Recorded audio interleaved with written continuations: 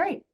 Good morning, good evening, good afternoon. My name is Katie Unthank. I'm the Director of Communications at PAI, and I'm very excited to join all of you today to go over some basic tools and tricks and efforts to build a communication strategy. I know that a lot of organizations have very little comms staff. I know that's the case here at PAI. It seems that we never have enough people. So hopefully through this training, you'll get the basics of how to build a communication strategy, even though you're not necessarily a comms specific staff member. Vincent, if you wouldn't mind advancing. So just a quick overview of what we're going to be covering today. Again, welcome. The first thing we're going to go over is why you put together a communication strategy. There's a reason, otherwise there'd be no use in doing it. So we'll go over why and how. Next, we're going to go over some tools to take advantage of before you even begin building a strategy. From there, we'll go into audience segmentation. And specifically, we're going to spend some time talking about targeting donors. I think that's of interest to a lot of people on this call. So we'll really dive into that. Next, we're going to look at the components of a strategy, what makes up a communication strategy.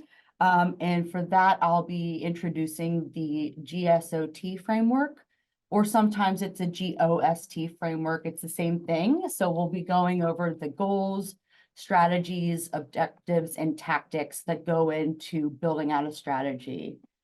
From there, we'll go over creating content and disseminating it to your audiences that you've identified. And again, like we're going to do a deep dive on donors. We're going to spend some time talking about social media, specifically things to do, things to not do to really enhance your engagement online. And then finally, in order to make sure that your communication strategy is achieving what you intended to achieve, you have to make sure that you're measuring success. So we'll go over that as well. And then we've left time at the end for questions and answers. If possible, write down your questions as we're going through, and then we can go over them at the end during the time that we've designated. All right, so Vincent, advance, please.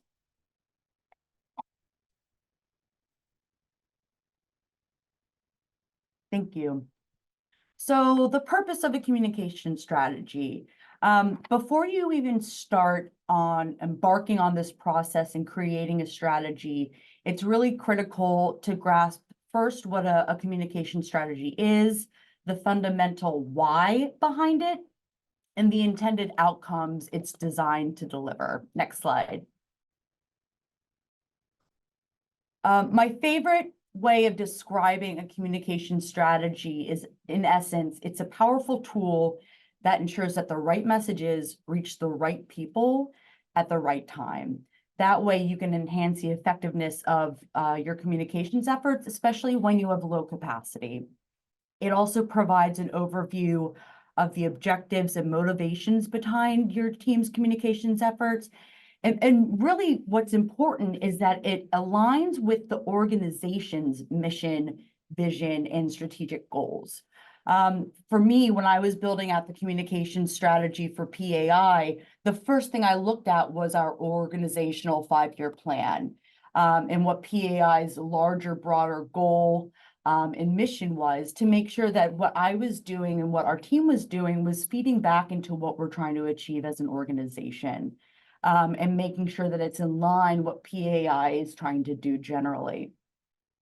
Another thing about a strategy, it's really valuable as a resource that you can physically share with your colleagues. For me, once the strategy was built out, I printed it out, shared it with everyone on the team, everyone on staff, sent a digital version, and it gives everyone a clear understanding of your strategy and the role that they're going to play. Because of course, the communications team, we're the ones doing the work, but we still need to work with our program team to find out what they're doing, or our policy team, what kind of policies or laws are they focusing on this quarter. And so everyone has a sense of what they're doing and the part that they play. Also, one thing that happens is, you get in a room to build your strategy, and there are just multiple ideas from your team about what activities you should do, what tactics you should take. And so creating a strategy allows you to bring structure. It keeps your work focused, consistent in terms of language and purpose, and it's aligned again with your organization. And that way you can make sure that you're using your time and your funds the most effectively. Another thing that I really, really like about a strategy is a lot of times members of your team and other departments will come to the comms department and ask for everything under the sun. Can we do this? Can we have an event? Can we do social media? Can we also put out a press release? And what a strategy does is it allows you a framework to make sure that you are only picking the activities that are going to be the most effective, and again, play back into what the organization's goal are going to be for that year.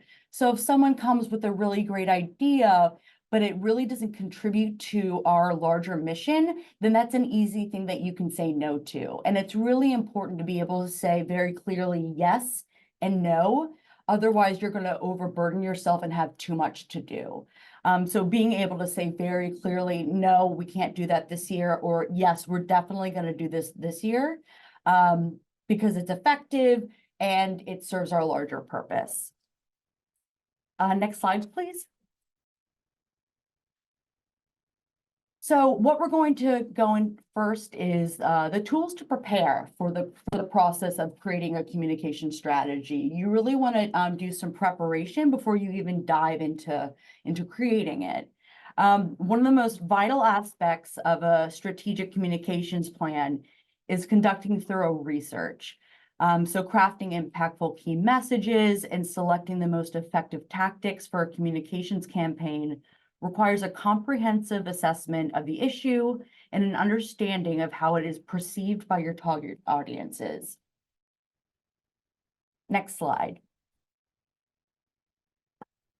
So if we do research before we begin creating our strategy, we can ensure we are identifying the right key audiences and capturing their views and opinions. For instance, at PAI, we administered a survey among all of our staff to find out who they thought our most important audiences were based on the work that they were doing. For us, it ended up being our partners, donors, and then other smaller groups of that we still wanted to target, but weren't necessarily at the same level as donors and partners. And doing this research, it makes sure that you are able to achieve your objectives. You could also identify any projects that were maybe not getting enough attention throughout the last year. And it also allows your team to develop targeted messages and products for all those audiences that you are going to identify. It gives you an opportunity to build relationships with those groups that may be interested in your work, maybe not now, but perhaps in the future. So I know at PAI, we try to do a lot with very little. I wish my budget was unlimited. But even when you have limited resources, there are still really helpful things you can do to gather information that will help you improve your messaging and building your strategy. So first would be staying ahead of the curve by monitoring the media daily. So by staying ahead and frequently monitoring the news in different media outlets, whether it's local level or international, just to check for updates on relevant news and events, the interest of your audiences, and perhaps community trends.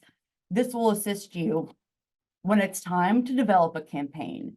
Reading relevant articles is also a great way to conduct qualitative research. And you can, gather information through observing and storytelling. It's also really helpful to take a moment and look at the reader's comments within an article to get an idea of how people are reacting. That could also be comments on stories shared through Facebook or Twitter.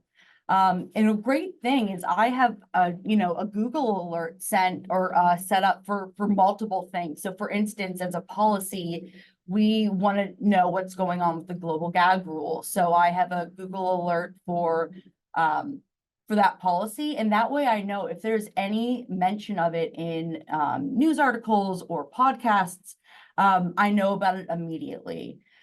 For instance, yesterday I had an alert set up for one of our staff members, and I got a Google alert saying that he was quoted in an article. And I might not have known that for, weeks. But I knew it immediately, and we were able to tweet it out rather quickly and start, letting people know so they could read and learn more about us as an organization.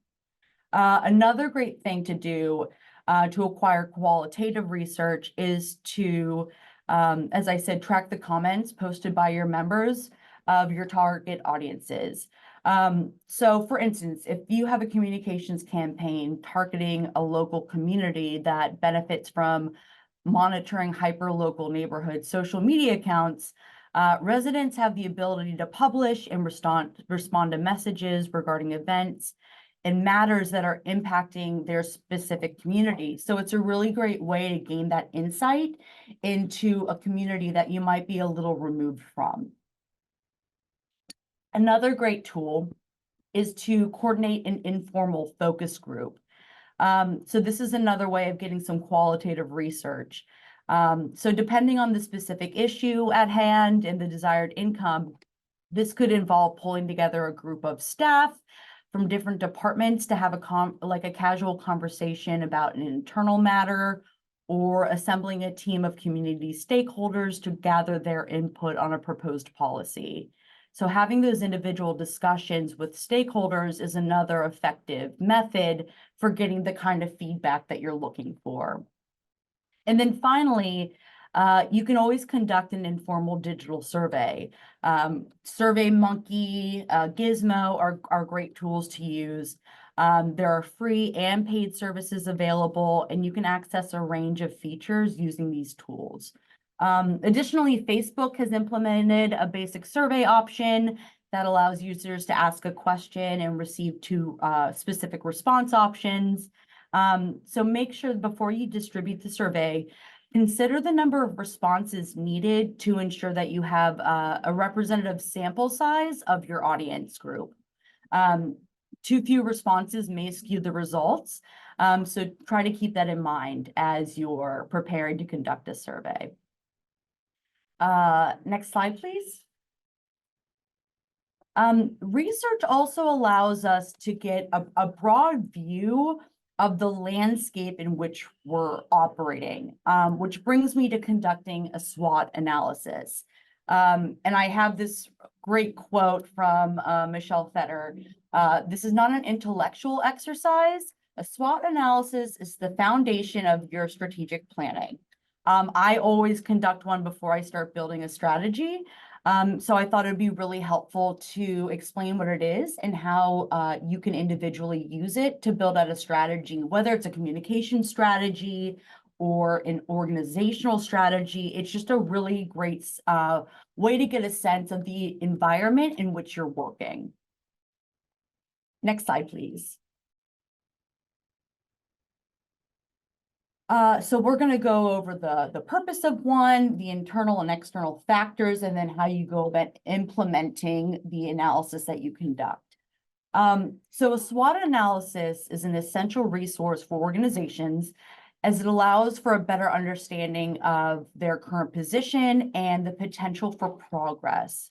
Having a clear understanding of your organization's situation enables you to pinpoint the most advantageous strategies to pursue. It also gives you a evaluation of your strengths, your weaknesses, your opportunities, and your threats to your organization, allowing you to gain a comprehensive understanding of the internal and external environment that you're operating in. And the outcomes of a SWOT analysis provide a really valuable insight for strategic planning, decision-making, resource distribution, and ultimately elevating performance and competitiveness. A lot of businesses use this when they're coming up with how to approach customers. So conducting a SWOT analysis on a regular basis allows an organization to stay flexible, creative, and adaptable in response to the ever-changing landscape in which we're working. So a comprehensive internal review examines the fundamental strengths and weaknesses of your organization, which are shaped by internal factors that are under your control and not driven by external influences. So examining your organization's abilities and limitations in satisfying expectations of your audiences and stakeholders is basically the main objective of this analysis. While delving further into an internal valuation, you'll explore the internal elements that contribute to your organization's strengths and weaknesses in fulfilling the demands of its audiences.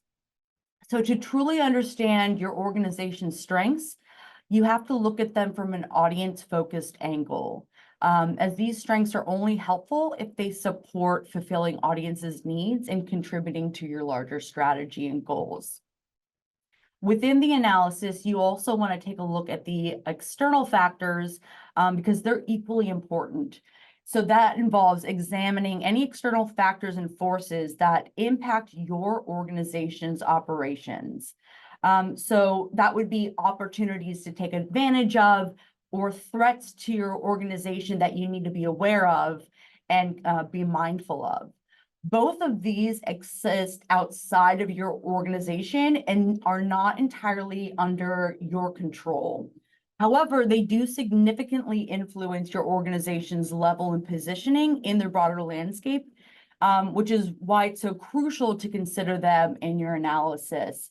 So in the slide right here, we have SWOT, our SWOT. So when you conduct a SWOT, you want to fill out each of those boxes. So you would get your team together, sit down and go through one by one and identify what are our strengths, what are the things that we're doing really well.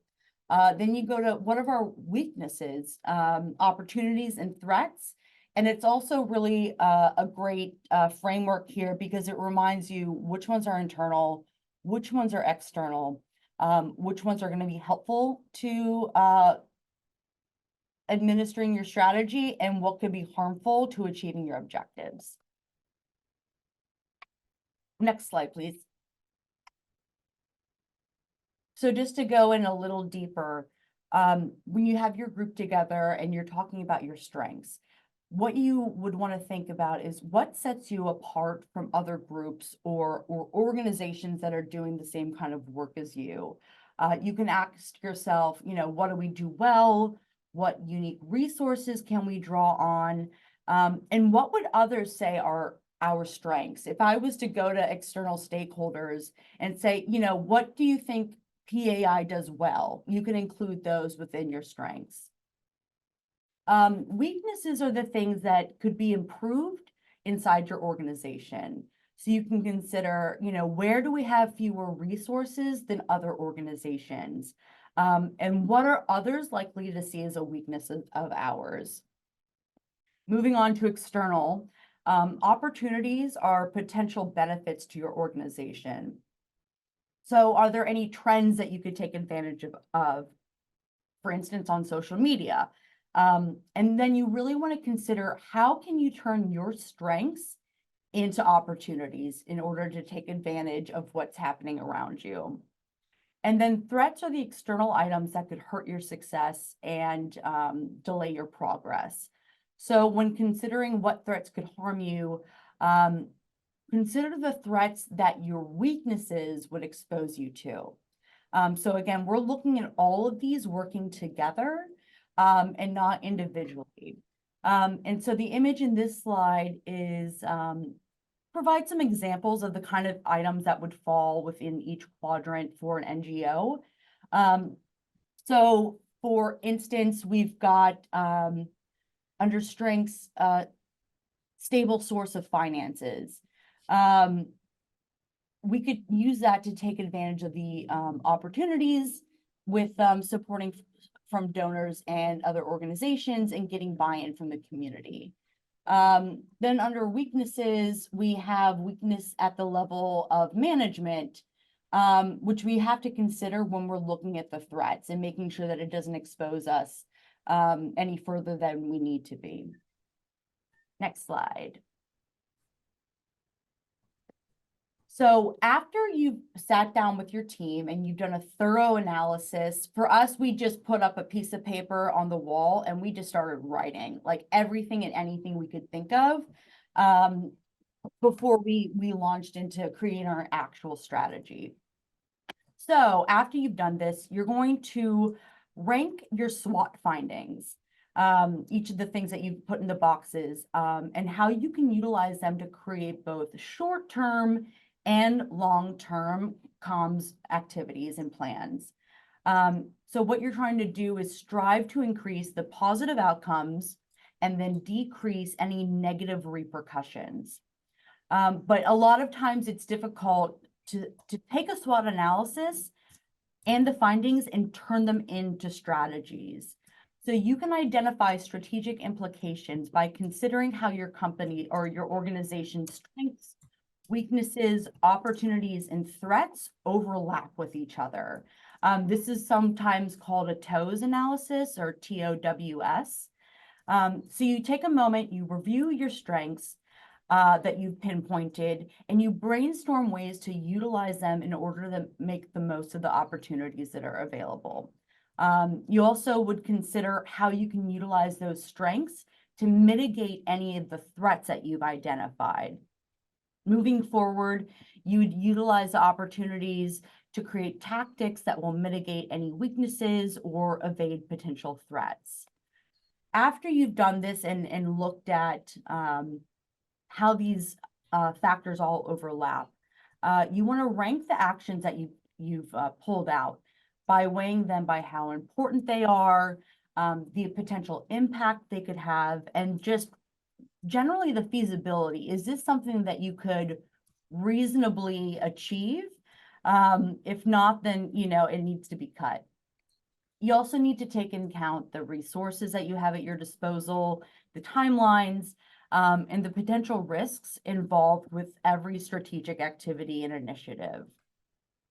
It's also important to schedule regular review meetings once you have established and incorporated your strategies into your plan. You can use these meetings to address any discrepancies between your strategies and the actual outcomes, which are bound to occur, and then establish a plan of action for your team moving forward. Next slide, please. So this is a great example that I found for TikTok. So by examining our internal and external factors, a TOWS analysis aims to uncover the strategic options that could be pursued by your organization.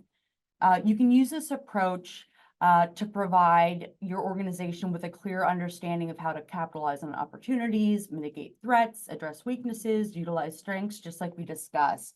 And so this example is an analysis for TikTok. And so they've taken the results and used them to craft strategies listed inside the chart to the right. And so you'll see they have their basic SWOT on the left-hand side that their team has filled out. And then what they've done on the chart to the right is looked at the overlap between strengths and opportunities in the upper left-hand corner. And the strategies that would help their strengths take advantage of opportunities, and the same with the others. So what are the actual strategies that are going to take into consideration our weaknesses and our threats?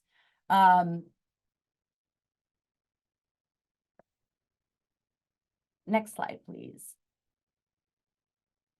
So I've been talking a lot. I'm going to take a little break and would love for everyone to take a few minutes to think about your organization and create a specific strategy, just one, that your organization could take to address one of the questions in the purple boxes. So for instance, is there an internal that you could use to mix for weakness. So I'm going to give you guys maybe 10 minutes, or 5 to 10 minutes to really think critically about what you're doing well, what can be improved, and then how they pertain to opportunities and threats. And then hopefully some folks can share some in the chat as they're working on them. So I will pause there and let you do some thinking.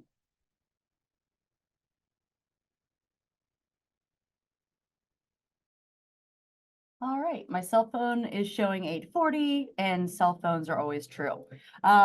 So I would love to hear some examples that folks came up with. Again, put it in the chat, unmute yourself. I can go ahead and start with one that recently happened for me.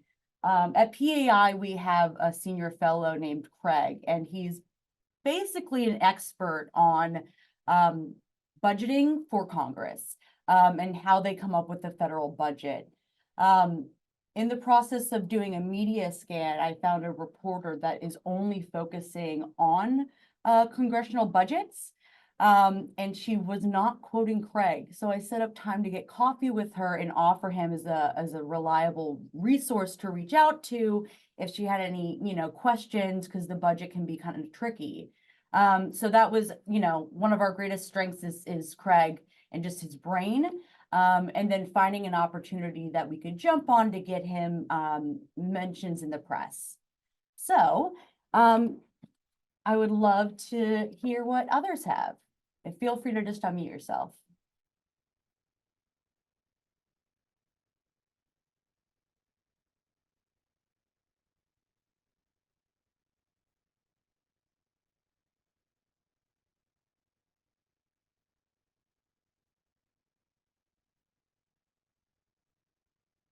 I see one in the chat. I'm going to wait for Vincent to kindly translate it for me.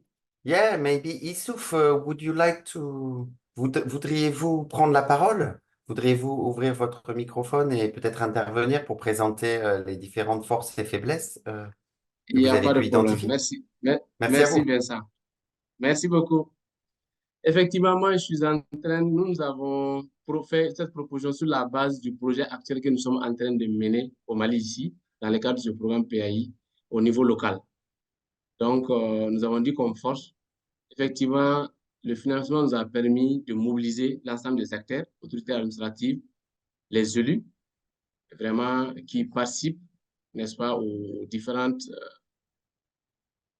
actions que nous organisons. Notamment, on a pu mettre en place un cadre de suivi, n'est-ce pas, qui nous a permis d'élaborer un plan d'action, de mettre en place un mécanisme de suivi. Ça, c'est une force. Chaque fois qu'on a besoin de, tous les acteurs sont là, ils sont prêts à faire le point de la mise en œuvre des engagements. Je pense que c'est une force. En termes de faiblesse, nous avons constaté qu'au niveau de ces collectivités, comme il s'agit du financement, n'est-ce pas, de la SRMNIA NUT à travers les ressources endogènes, que la plupart de nos collectivités disposent de faibles capacités de mobilisation des ressources endogènes pour le financement de cette SRMNR. Donc, et pourtant, ils ont à peu près une vingtaine de taxes, impôts et autres à prélever, mais la capacité de mobilisation est très, très, très faible. Donc, comme opportunité, nous avons dit que nous ne sommes pas les seuls partenaires. C'est-à-dire que sur différents domaines de développement, ils ont beaucoup de partenaires. Donc, nous pensons qu'ils peuvent profiter de ça pour essayer un peu d'avoir des actions de renforcement des capacités, mais aussi d'autres mécanismes qui les faciliteraient, non seulement le financement, mais aussi la mise en œuvre, n'est-ce pas, des engagements. Comme menace, au Mali, chaque année, l'État alloue un budget pour différentes collectivités territoriales. Bon, compte tenu du contexte sécuritaire, politique, etc., nous sommes dit que peut-être que ces allocations peuvent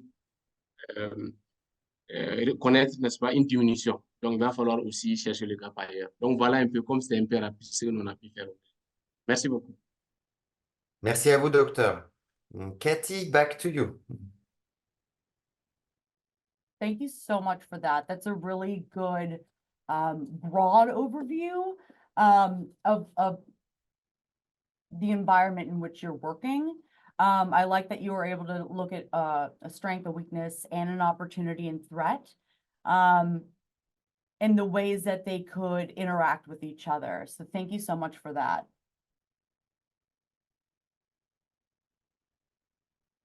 Anyone else feeling brave?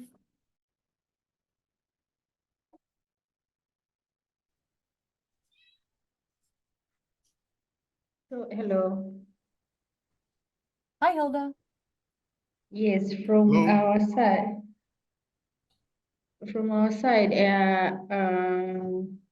we thought maybe our strengths will be a strong relationship with government stakeholders or government people, because in almost most of our projects, we are working together with government departments and ministries. So we thought that is our greatest strength. And also on the weaknesses, we thought of the issues around funding. So most of the work that we are doing is based on is donor dependence. So most we are donor dependence. So on the opportunities, we are thinking about because we are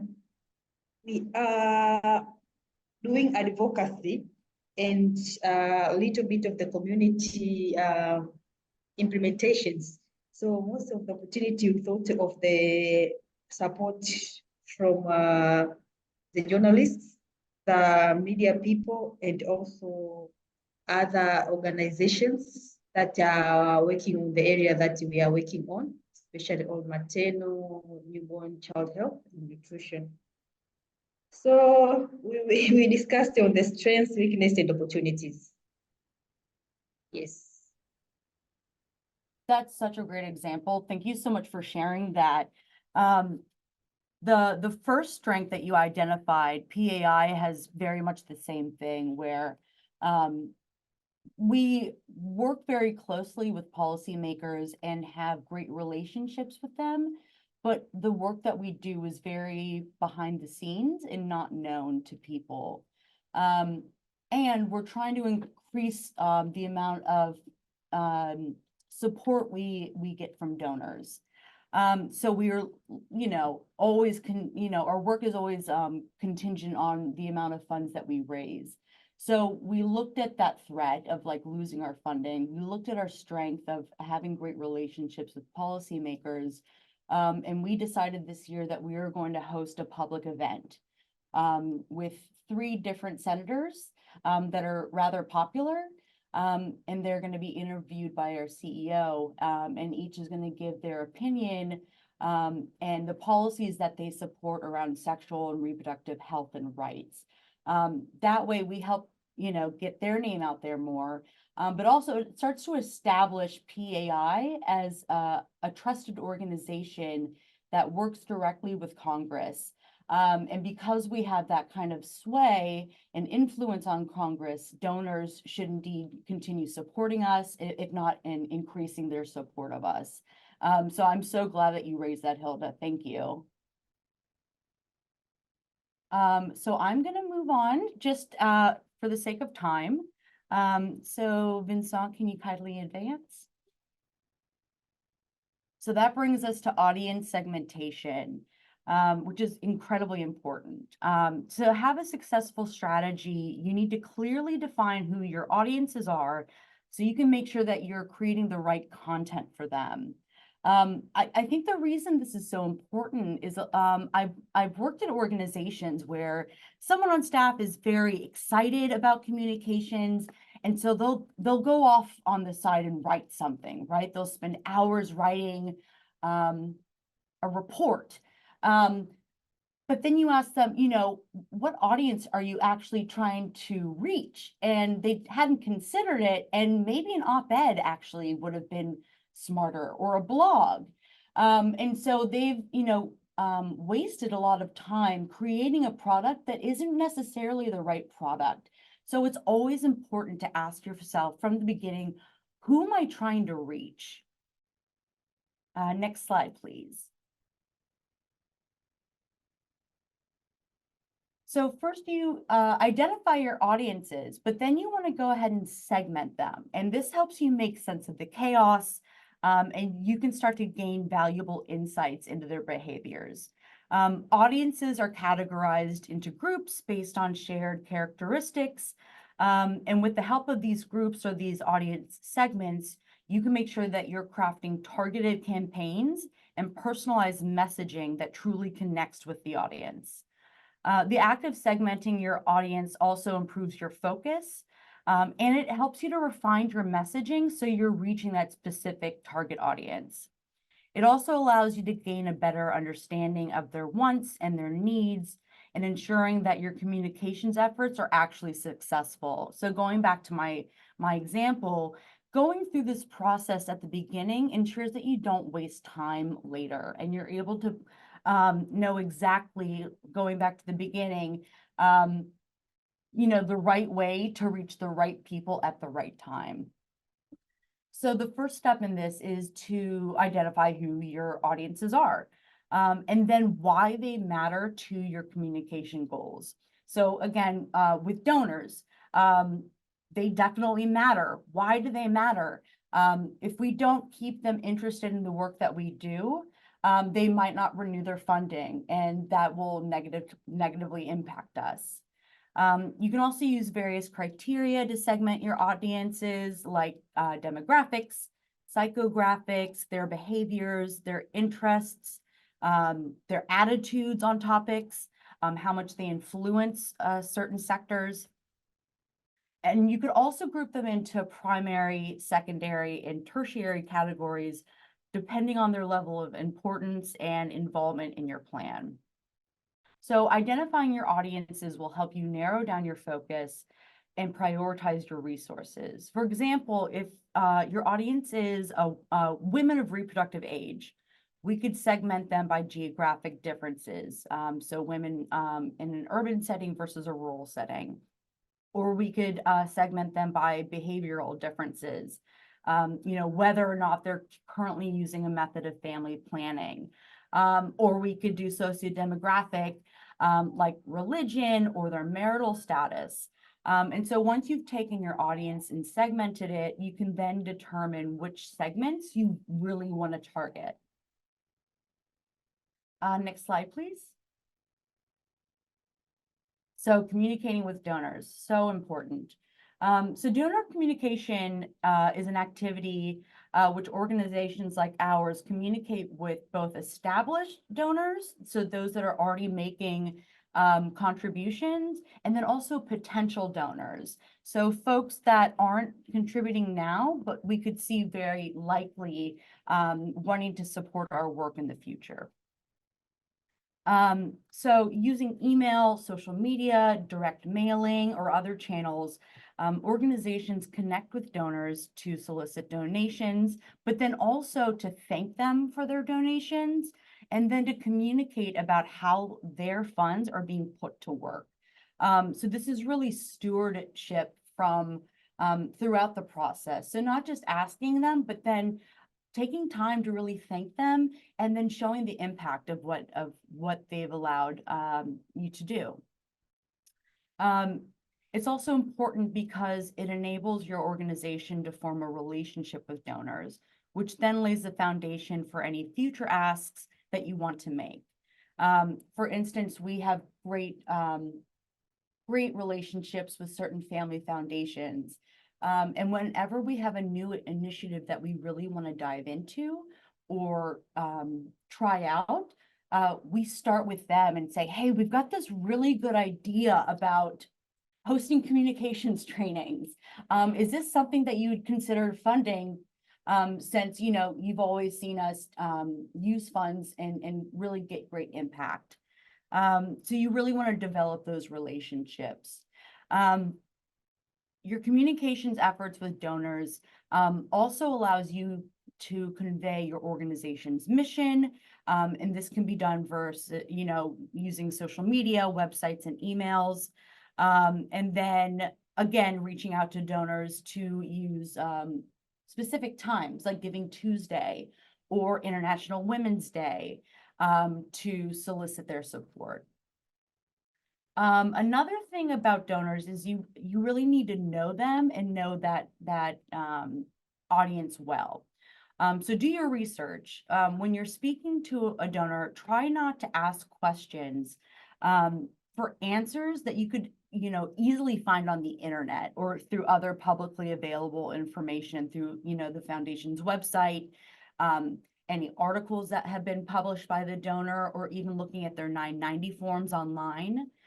So before you craft any message, you need to know who you're talking to. What are their interests? What motivates them to provide support? What are their preferences? How do they like to receive information and feedback from you? How often do they want to hear from you? We have some donors that like to know constantly, what we're doing around the world. And then there's other donors that really are like, here's the money, we'll talk to you next year. And we completely respect that. So it's really great to know how they want to be communicated with and how often. You also want to use your donor database, surveys, interviews, and social media to really learn as much as you can about donors, and then being able to segment them accordingly. And then, as I said, this will help you tailor your communications to their needs and expectations. Another thing to consider when communicating with donors is being really clear and concise.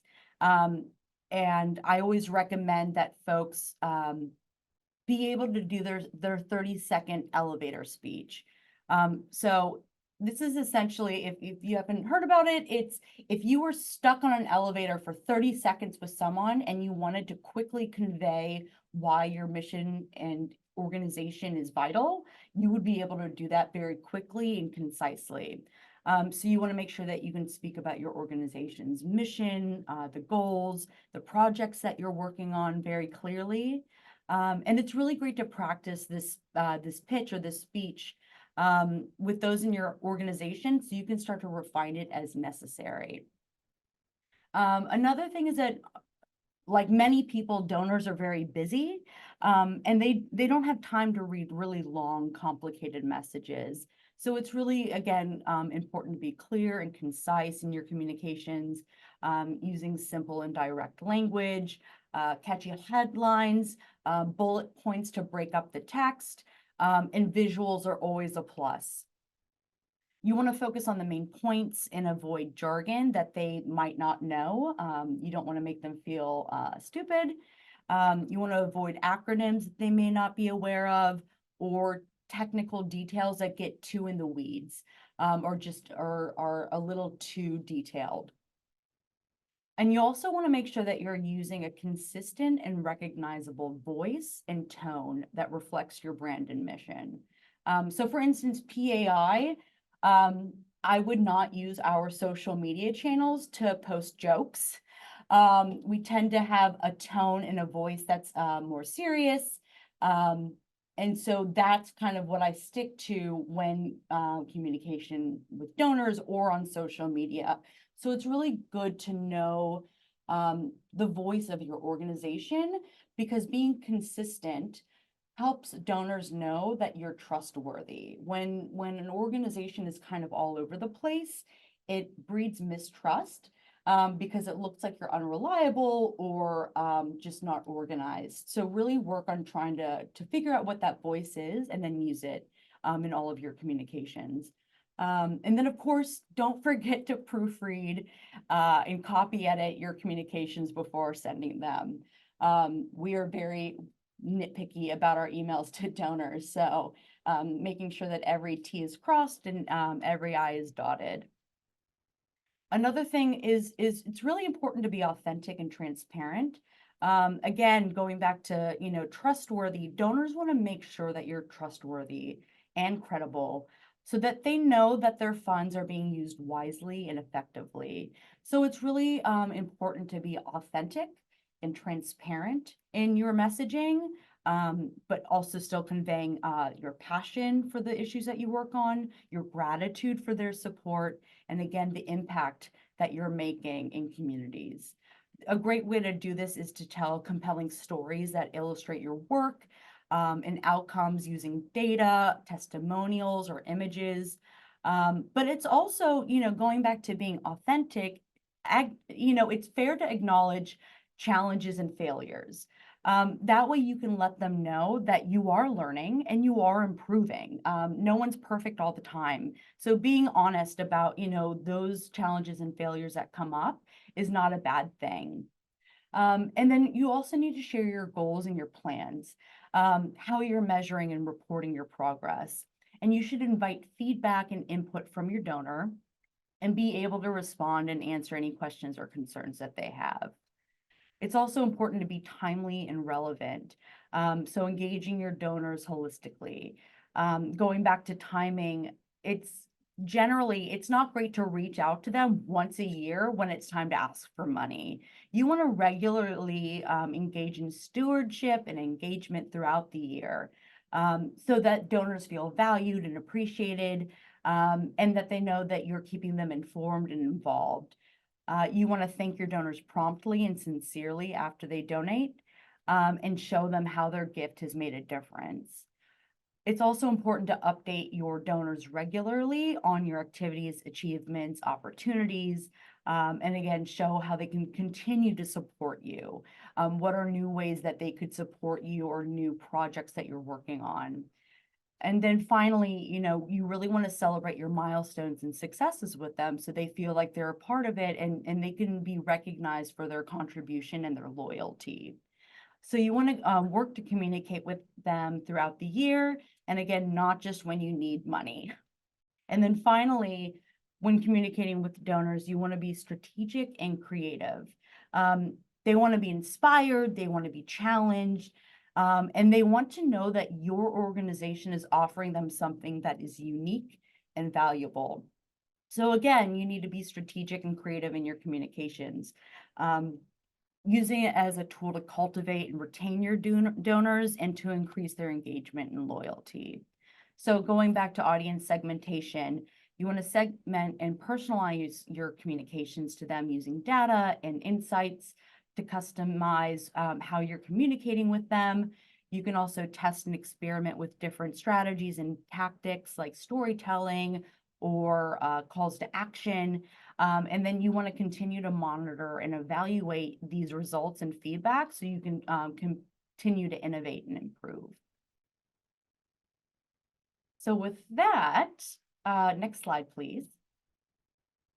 You've done a lot of work to prepare, and now it's actually time to dive into creating a communication strategy. So what are the components of a strategy? You want to set goals and objectives that are an essential part of achieving success, both in personal and professional pursuits. However, the terms goals, objectives, strategies, and tactics are often used interchangeably, which causes confusion and hinders your progress. So to bring clarity to this manner, I am a huge fan of using the GOST method because it provides a practical framework for effectively defining and pursuing your goals. So we'll discuss the differences between those when we delve into the GOST method and how it can be utilized to streamline goal setting and achieve your desired outcomes. It's basically a simple but effective approach to planning. It breaks down the process into 4 key components: goals, objectives, strategies, and tactics, and then how these elements work together to provide a clear direction and path towards achieving success. So by utilizing this method, you can increase the chances of reaching your desired outcomes. Next slide, please. So this is the framework. And so at the top, we have our goals. Under that would be our objectives, our strategies, and then our tactics. And again, the goals that you select should be adapted from your organization's larger strategy, purpose, and vision. And they should articulate long-term, broad, high-level dreams that you have and what you want your communications and engagement to achieve. So these would be those lofty, I hope that we can do this. Below that would be objectives. So objectives are the short-term steps that can be evaluated and serve as the proof that you're executing your strategies effectively. So a good objective would be specific, it would be measurable, it would include some kind of time frame. So that's basically what are you going to do? Below that is a strategy, and this includes the long-term approach your organization will take. And it covers how you're going to achieve your goal and objectives. And then finally, you have your tactics. And these are the specific, tangible actions that help you achieve your strategy. They are the most straightforward. They're individualized tasks that are assigned to a particular person or particular group. So essentially, if your strategy is saving money to buy a home, your tactics would include creating a budget or preparing meals at home instead of eating out so you can save money. Next slide, please. So this really helps explain the difference between the GHOST framework. So on the left-hand side, we have goals and strategies. So these are going to be more general, so high level and direction. One explains how you're going to do that, which would be your strategy, and the goal is what is your desired result. On the other side, we have very specific levels, which would be the objectives that are measurable, they're very specific, and then the same with our tactics. With objectives, again, that's what are the things that you need to achieve your goal, whereas the tactics explain how you're going to achieve your goal. So just another example. If your goal, high level, is to become healthier, you want to have a healthier lifestyle. An objective could be, I want to lose 40 pounds by the end of next year. So it's specific, it's measurable, it has a timeline, and it's something that supports the larger, broader goal that you have. The strategy for that would be, I'm going to exercise more, I'm going to eat better. And so these are how you're going to accomplish and reach those objectives and goals. And then finally, tactics are going to be the specific things that you will do. So I'm going to specifically take a run every morning. I'm going to eat salad 5 times a week. Those very detailed steps that you're going to take. And so they all feed into each other. And what this does is make sure that you're building out a strategy that is actually strategic. And you have a really clear outline of how you're going to achieve everything that you need to achieve over a time frame. Another example, and this would relate more to our work. So if the overall goal is to improve awareness of your organization, one of the objectives would be to increase recognition of your projects by 20% among youth. Some strategies could be, developing an online presence that effectively communicates with youth, or learning where young people are most active online. And then the tactics would be, assigning individual employees research to conduct on one social media platform, creating graphics for Instagram that appeal to younger audiences. So as you craft these, I think this graphic is really helpful because it allows you to remember what makes a good goal, a good objective, a strategy, and a tactic based on the level of specificity, as well as whether something is an approach or an outcome that you're trying to achieve. Next slide, please. So you have your strategy. Now you actually want to create the content that you're going to disperse and figure out the channels that you're going to use. So a content strategy is a part of your larger communication strategy. And this is all about your outputs. What kind of content will you create to achieve your objectives? Where will you put the content?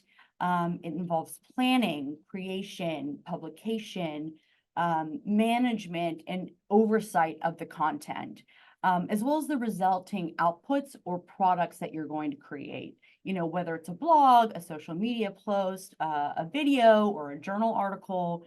A great content strategy will attract and engage a target audience, meeting their needs while driving higher goals. Next slide, please. So how are you going to come up with this content strategy and make sure that it's successful? The first thing you want to do is define your goals. You can design the strategy to make sure it moves you closer to your goals by defining, again, your goals and your success measures.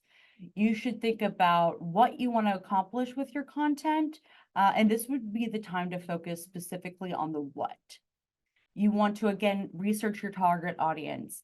So the audiences that you've previously identified will have some shared characteristics, and these should be kept in mind as you develop content. It helps often to create like an audience persona or a fictional representation of audience groups. That way you can use it to really imagine and guide your content creation process and make it easier to reflect on the audience's needs and how your content can meet those needs. It's also critical to research how your audiences receive, consume, and engage with content, as well as their preferred communication style. So you can make sure that you have the right type of content and making sure that it actually reaches them. So an example of this, going back to our work with the government, congressional members or parliamentarians, they're often very busy, and they have little time to really learn about a particular issue or do a deep dive into a topic that we work on. So for me, I always create a fact sheet. It's 1 to 2 pages. It can easily be handed to a senator or representative. It is concise. And gets to the point very quickly, and it allows you to quickly educate them about the work that you're doing and why it matters. So again, thinking about your audience, how do they consume content and what do they use it for? It's also really smart to perform a content audit. So review what you already have before you start planning to produce anything new. What have you already released? Has it worked well? Has it helped you achieve your objectives? So you want to think of any material that has underperformed or steered you away from your objectives and stop creating it. You want to evaluate your present content collection and then acquire insights into the kinds of information that your target audience might find appealing or objectionable. And then utilize these insights to inform anything new that you create. And then you also want to make sure that the content you create is reasonable. What kind of materials do you have? What will be the most well received by your audience? And what can help you reach your content goals? So you can consider different types like blog posts, videos, podcasts, case studies. In order to effectively optimize your chosen content type for a certain channel, it's important to carefully consider the steps that need to be taken. So for social media, you'd consider hashtags and viral moments so that you can really optimize this channel. Then you want to build your content strategy. So it's time to create the plan. Consider what you've done so far and pinpoint the topics you want to address across your different types of content.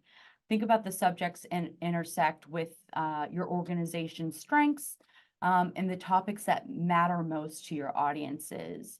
And then think of ways to continue the discussion around the subject, specifically ones that have been strong performers, you know, either for your organization or other organizations that are similar to you. And you really want to take advantage of multiple platforms to distribute your content. So one thing that we do at PAI is, if we create something, we've taken a lot of time and effort into, say, creating a video. We then really like to recycle that content. And so we'll get the transcript and turn it into a blog. That blog can then be used to create tweets. And so it's a way to really be effective with the things that you're already creating. And then, of course, you want to measure the impact of your content. So as soon as it goes live, checking on, opens, views, likes, impressions, and all those things. And then next slide, please.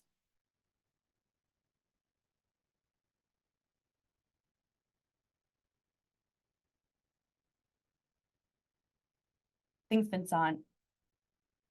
So you've created the content, then you have to think about the channels that you're going to use to get your content from your desk or your computer to your audiences. So these are different channels: mass media, social media. So you want to think about the recipient of your message, the number of people you're reaching out to, and then make sure that you're using the right channel to reach them, and that it's going to be timely and reach them at the right time. Next slide, please. So social media, here are a list of things that are do's and don'ts. So things you want to do and things you want to avoid. The first is a clear call to action. So basically every message you put out should have a purpose.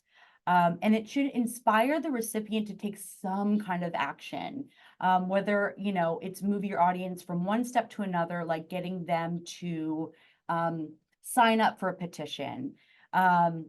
So basically everything that you put up, you should be asking yourself, does this serve a purpose? Will my audience care about this message? And if the answer is no, then there's no need to post it. You also want to use the right tools to optimize your posts. So for instance, according to best practices, it's ideal to post on Facebook maybe 3 to 7 times a week. But when you're on Twitter, it's good to shoot for 2 to 3 tweets daily. And so often organizations are just too busy to keep up with that schedule. So there's tools like Hootsuite that you can use to automate the posting, and then take advantage of built-in social media business tools.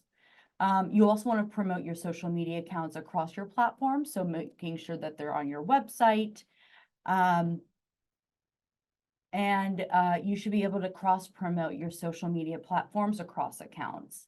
You always want to pay attention to what's trending. I know on Twitter they have what's trending on the homepage. You want to make sure to include eye-catching visuals, because social media, it's a crowded space, so you want to make sure that you're standing out.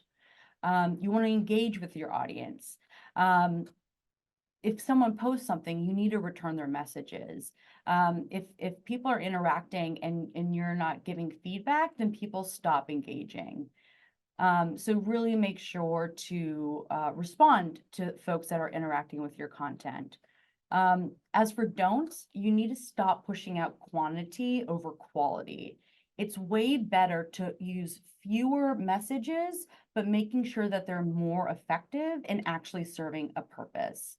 Or posting without a strategy. You need to make sure that, when you're doing this, you should remember 3 key rules. Be active, be consistent, and be engaged all the time. And so you want to stick to that strategy. And then going back to the earlier point, don't remain silent. Audiences don't like to be ignored. They get frustrated when they reach out and don't get a comment back. So you want to be responsive. Next slide, please. So once you have your communication strategy, you're going to go ahead and create a communications plan. And this is the detailed blueprint of how you're going to execute your strategy. So this would include all the tactics. And so you can make sure that each tactic is assigned to someone, and everyone knows exactly what they're going to do. Next slide.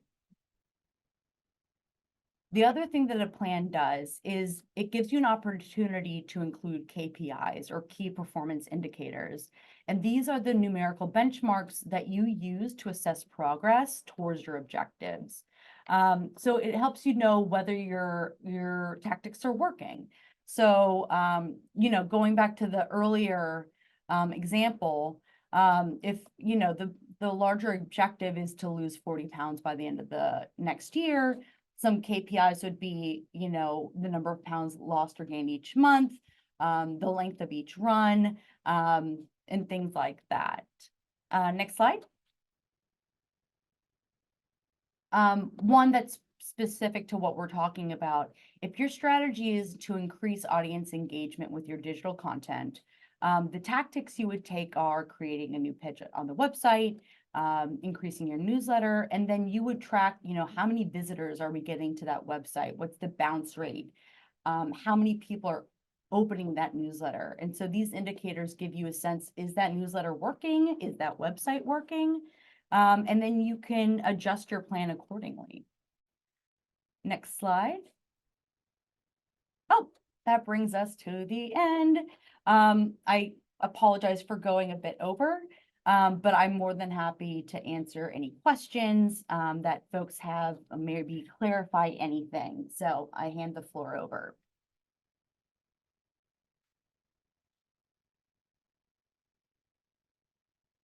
And again, feel free to unmute yourself or pop it into the chat, and I will do my best.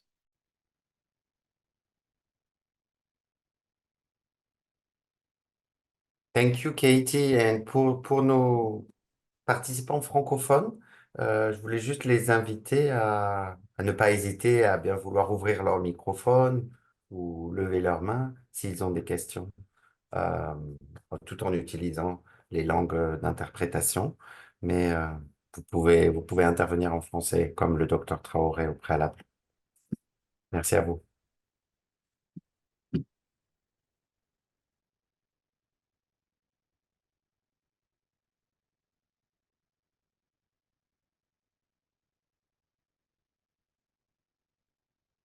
I'll also mention that I believe this presentation has been shared with all the participants. When you're going through it and maybe a question pops up, you're more than welcome to reach out to me directly. I'm more than happy to help answer any questions in the future as well.